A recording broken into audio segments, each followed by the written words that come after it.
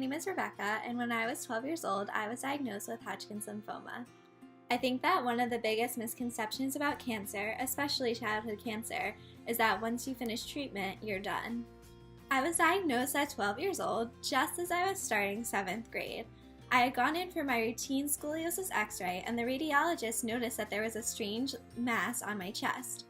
I soon started intensive chemotherapy that lasted about 6 months, and I was so relieved when I heard the words remission because it meant that I was finally done. The cancer had completely wiped me out. What I didn't realize was that I was far from done with thinking about my treatment. By the time I was a senior in high school, my cancer seemed so long ago and it really felt so irrelevant. I was 5 years in remission at that point, and they consider you cured. So I was transferred to my hospital survivorship clinic where the doctors specialize in understanding the late effects of chemotherapy.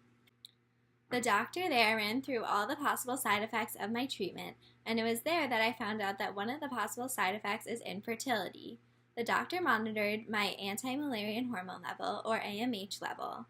AMH is thought to be an indicator of how many eggs a woman has left in her ovarian reserve.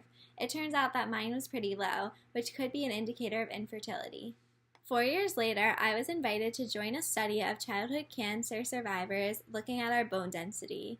Perhaps not surprisingly, I found out that I have very low bone density, which puts me at greater risk for osteoporosis down the line. For so many of us, the side effects and the late effects are invisible, and it's not really what we talk about when we talk about having cancer, and it's certainly not what's talked about when we talk about survivorship. And yet, even if we don't have one of the side effects on the list, many of us are still dealing with the psychological effects that cancer had, maybe not just on us, but on our parents and our siblings and our friends and so many others. You know, people don't always want to have these conversations because it goes against our narrative that you can just beat cancer and be done with it. And I'm really, really thankful that the National Children's Cancer Society is different.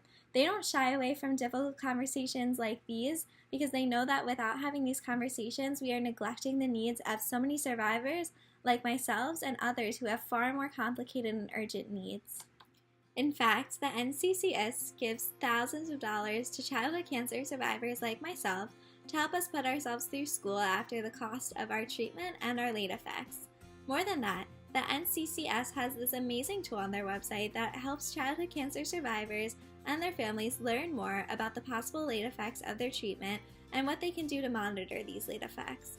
Also, the NCCS gives hospitals across the country funding to host survivorship clinics where survivors and their families can learn more about their cancers and how to advocate for their own unique needs. So I want to thank the NCCS for supporting survivors like me and making sure that the conversations don't just end once you finish treatment.